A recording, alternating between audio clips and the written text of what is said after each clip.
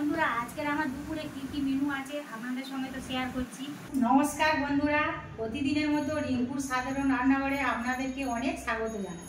আজকের তো আমি নদীর এক ধরনের মাছ দিয়ে সম্পূর্ণ নতুন স্বাদের রেসিপি আপনাদের সাথে শেয়ার করব। সেই মাছ কিন্তু সবার খুবই প্রিয়। সেটা কি মাছ জানতে হলে আমার সঙ্গে থেকে আমার ভিডিওটা তো আপনাদের দেখতে হবে। দেখলে আশা করি তো খুবই ভালো লাগবে।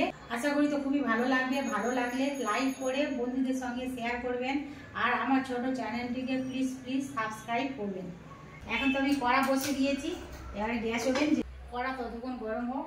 এই দেখুন বন্ধুরা, সেই সবার খুব প্রিয় নদীর মাছ। কি মাছ বলুন তো বন্ধুরা? এগুলো এই দেখুন, এগুলো হচ্ছে মুরুলি মাছ। খুব বড় একটা মুরুলি মাছ বসেছিল, কেটে তো বিক্রি হচ্ছে। দাদা তো বাজার থেকে 1 কেজি কাটা মুরুলি মাছ এনেছে। এই দেখুন, এই মাছে তো কাঁটা নেই বললে চলে, খেতে তো খুবই ভালো লাগে। মাংসর মতো করে রান্না করব।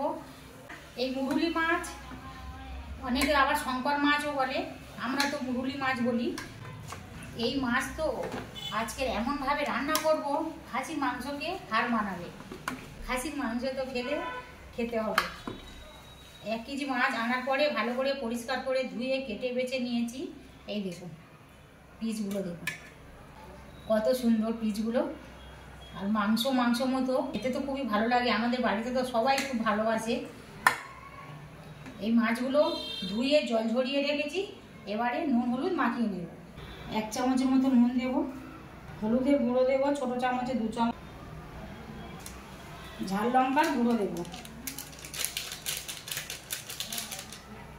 অল্প সর্ষের তেল দেব।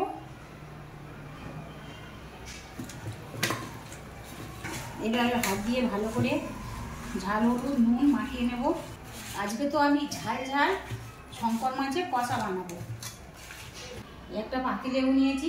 শঙ্কর মাছে তো নিজস্ব একটা গন্ধ থাকে, অনেকে আবার গন্ধটা নিতে পারে না। সেই সব বন্ধুদের তো বলছি, মুরুলি মাছ খেতে চাইছে কিন্তু গন্ধের জন্য তো খেতে চাইছে না। সেই জন্যই একটা পাতিলেবু নিয়েছি, পাতিলেবু টুকরো করে কেটে নিয়েছি।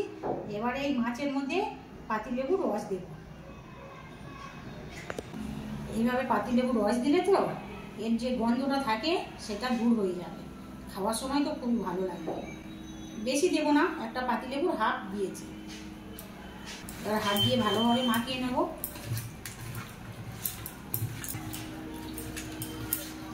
আর যেহেতু আমি রেসিপিটা বানাবো সর্ষের তেল দিয়ে, কড়াইতে সর্ষের তেল দেব। একটু বেশি করে দিয়ে দিয়েছি, কারণ মাছগুলো তো ভাজতে হবে। নিচে লেগে যাতে না যায় সেই জন্য অল্প একটু নুন দেব।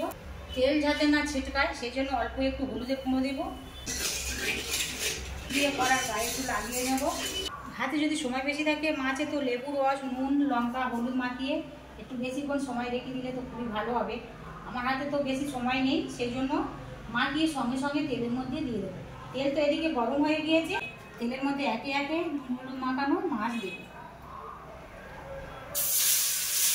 এই সময় গ্যাসের ফ্লেমটা একটু মিডিয়াম করে দেবো। 1 কেজি মাছ একসঙ্গে তো ভাজা যাবে না, সেই জন্য আমি দুবারে ভাজবো। মাছগুলো ততক্ষণ ভাজতে থাকুন। বন্ধুরা প্রথমবারের মাছগুলো কত সুন্দর লাল লাল করে আর টান করে ভেজে নিয়েছি। এই দেখুন কত সুন্দর ভাজা হয়েছে প্রথমবারের মাছগুলো। একটা বলে মাছ ভাঙেনি, কড়ার গায়ে লাগেনি। তেল গরম হয়ে যেতে তেলের মধ্যে নুন আর হলুদ দিয়ে মাছগুলো তো ভেজেছি, কত সুন্দর ভাজা হয়ে দেখুন। একটা বলে মাছ ভাঙেনি। দ্বিতীয়বার মাছগুলো ভাজা হয়ে গেছে, তুলে নেবো।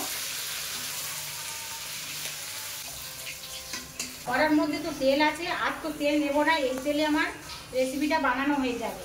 তেল তো ভালো গরম আছে। এর মধ্যে আমি 3-4টে লবঙ্গ আর 3টে এলাচের মুখ ফাটিয়ে নিয়েছি, তেলের মধ্যে দেব।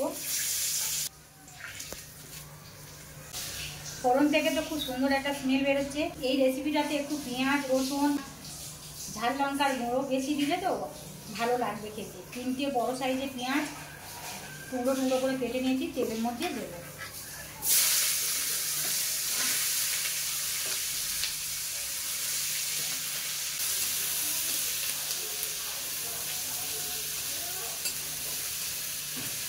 বন্ধুরা আজকে আমি যে রেসিপিটা আপনাদের সাথে তো শেয়ার করছি সেটা হলো দই শঙ্কর মাছের কারি।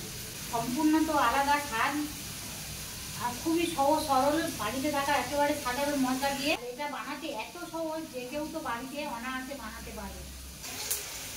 পেঁয়াজ তো আমার ভালো লাল লাল করে ভাজা হয়ে গিয়েছে, ঠিক এতগুলো রসুন দেবো। এই সময় আমি 1 চামচ নুন দেবো। টক দই আছে, একটা বাটিতে ঢেলে নেব।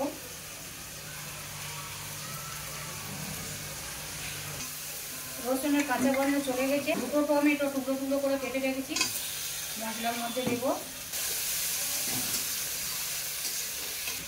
1 কাপ কম তো টক দই দিয়েছি। এই টক দইয়ের মধ্যে একে একটি মশলা দেবো। এই হচ্ছে ধনের গুঁড়ো 1 চামচ, জিরের গুঁড়ো 1 চামচ, ঝাল লঙ্কার গুঁড়ো 1 চামচের মতো দেবো।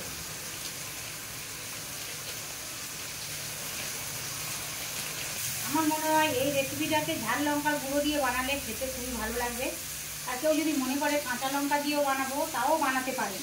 এবারে 1/2 চামচের মতো কাশ্মীরি লঙ্কার গুঁড়ো দেবো কালারের জন্য। হলুদের গুঁড়ো দেবো ছোটো চামচে 2 চামচ। এই যে টমেটো তো ভালোভাবে ভাজা হয়ে গেছে, এবারে গ্রেট করা আদা দেবো। টক দইয়ের মধ্যে যে মশলা দিয়েছি হাত দিয়ে ভালোভাবে কেটে নেব।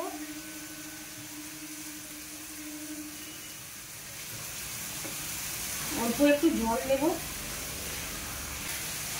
ভালো করে তো আমার দইয়ের সঙ্গে মশলা ফাটানো হয়ে গেছে। এদিকে তো আদা ভালো করে ভাজা হয়ে গিয়েছে। এখন আমি টক দইয়ের সঙ্গে মশলা দিয়ে ফাটিয়ে রেখেছি সেগুলো কড়াইতে দিয়ে দেবো। কড়াইতে দিয়ে তো সঙ্গে সঙ্গে কষতে থাকবো।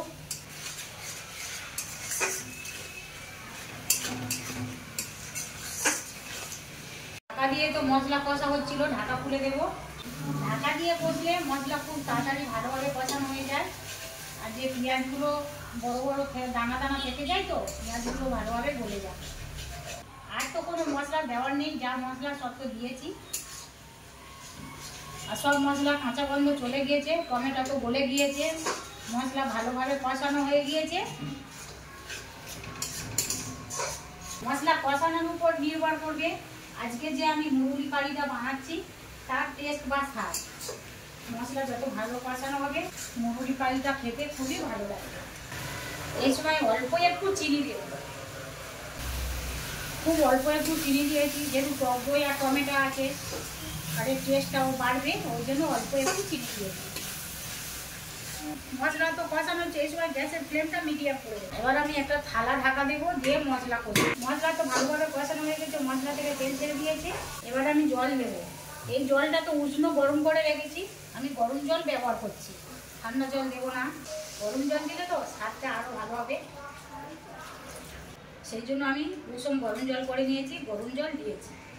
বেশি তো ঝোল করবো না, যেহেতু শঙ্কর মাছের তো কষা বানাবো সেই জন্য অল্প জল দিয়েছি। এবার ততক্ষণ ফুটতে থাকুক। গ্রেভি তো বেশ টকবক করে ফুটছে, এই সময় ভেজে রাখা মাছগুলো দেবো। মাছ দেওয়ার পরে খুন্তি দিয়ে এইভাবে একটু নেড়ে দেবো। মুরুলি মাছে তো একটু ফুট বেশি খায়, সেজন্য সময় থাকতে দিয়েছি মাছগুলো সিদ্ধ হবে বলে। এই সময় আমি থালাটা ঢাকা দেবো, তরকারির টেস্টটাও বাড়বে আর মাছগুলো ভালোভাবে সিদ্ধ হয়ে যাবে। ঢাকা দেওয়া ছিল, খুলে দেবো। নুন তো ঠিকঠাক আছে। এই সময় আমি কেটে ধুয়ে রাখা ধনে পাতা দেবো। এই সময় অল্প একটু গরম মশলা দেবো। মাছ তো ভালোভাবে সিদ্ধ হয়ে গিয়েছে। দই শঙ্কর মাছের কারি আমার একেবারে রেডি হয়ে গিয়েছে। এবারে তো নামিয়ে নেব। এই সময় একটু ঢেকে রাখবো। বন্ধুরা, আমার লাল টুকটুকে ঝাল ঝাল দই শঙ্কর কারি বানানো হয়ে গেছে। কত সুন্দর লাগছে দেখুন। আর এর যা স্বাদ হবে না বন্ধুরা আমি আশা করব আমার সাধারণ ভিডিওটা তো আপনাদের ভালো লাগবে। শুধু ভালো লাগলে হবে না, আমার মতন এইভাবে বাড়িতে একবার হলেও বানিয়ে খান। আর কারা কারা এই শঙ্কর মাছ খেতে ভালোবাসেন কমেন্ট করে জানাবেন। আমি জানি আপনারা অনেকবার বাড়িতে বানিয়ে খেয়েছেন, কিন্তু আমার মতন এইভাবে বানিয়ে খান। আশা করি খুবই দুর্দান্ত স্বাদের একটা রেসিপি হবে।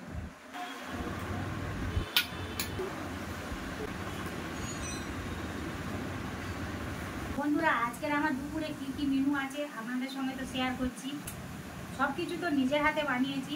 শুধু শঙ্কর মাছের কারি নয়, সঙ্গে আছে পটল ভাজা, বেগুন ভাজা, মোচার তরকারি চিংড়ি মাছ দিয়ে, ডাল, মুসুরির ডাল, আর লাল লাল ঝাল ঝাল দই দিয়ে শঙ্কর মাছের কারি তো আছে, আর সঙ্গে আছে পনির। আর এটাতে শেষ নয়, খাওয়ার শেষে তো আছে দই, সঙ্গে তো আছে পাতিলেবু আর কাঁচা পেঁয়াজ। বন্ধুরা, এত কিছু রেসিপি থাকলে আজকে তো আমার দুপুরের খাওয়াটা তো খুবই ভালো হবে, মন পেট ভরে তো খাওয়া যাবে। আমি রিঙ্কু, আপনারা দেখছেন রিঙ্কুর সাধারণ রান্নাঘর। আপনাদের সঙ্গে দেখা হবে নেক্সট এপিসোডে নতুন কোনো রেসিপি নিয়ে। আপনারা ভালো থাকবেন, সাবধানে থাকবেন, সুস্থ থাকবেন। আমার এই সাধারণ ভিডিও আপনাদের দেখার জন্য অসংখ্য অসংখ্য ধন্যবাদ।